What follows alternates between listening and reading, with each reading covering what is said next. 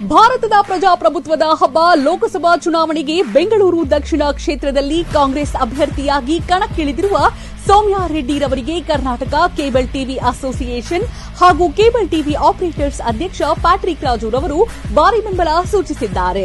ಜಯನಗರದಲ್ಲಿ ಆಪರೇಟರ್ಸ್ಗಳ ಸಭೆಯನ್ನು ಉದ್ದೇಶಿಸಿ ಮಾತನಾಡಿದರು. ಬೆಂಗಳೂರು ದಕ್ಷಿಣ ಕ್ಷೇತ್ರದ ಹಿತಕ್ಕಾಗಿ ಸೌಮ್ಯಾ ರೆಡ್ಡಿರವರಿಗೆ ಮತ ನೀಡುವಂತೆ ಕೇಬಲ್ ಟಿವಿ ಆಪರೇಟರ್ಸ್ ಅಧ್ಯಕ್ಷ ಪ್ಯಾಟ್ರಿಕ್ ರಾಜುರವರು ಕೇಬಲ್ ಆಪರೇಟರ್ಸ್ಗಳಿಗೆ ಮತ್ತು ಮತದಾರರಿಗೆ ಕರೆ ನೀಡಿದ್ದಾರೆ.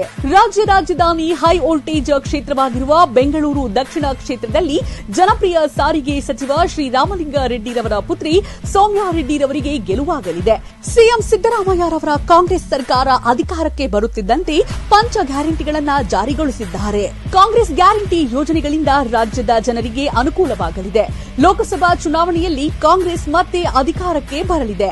ಈ ಬಾರಿಯ ಲೋಕಸಭಾ ಚುನಾವಣೆಯಲ್ಲಿ ಬೆಂಗಳೂರು ದಕ್ಷಿಣ ಕ್ಷೇತ್ರ ಕಾಂಗ್ರೆಸ್ ಅಭ್ಯರ್ಥಿ ಸೌಮ್ಯಾ ರೆಡ್ಡಿ ಖಚಿತವಾಗಿ ಗೆಲುವು ಸಾಧಿಸಲಿದ್ದಾರೆ ಅಂತ ಕೇಬಲ್ ಟಿವಿ ಆಪರೇಟರ್ಸ್ ಅಧ್ಯಕ್ಷ ಪ್ಯಾಟ್ರಿಕ್ ರಾಜುರವರು ವಿಶ್ವಾಸ ವ್ಯಕ್ತಪಡಿಸಿದ್ದಾರೆ.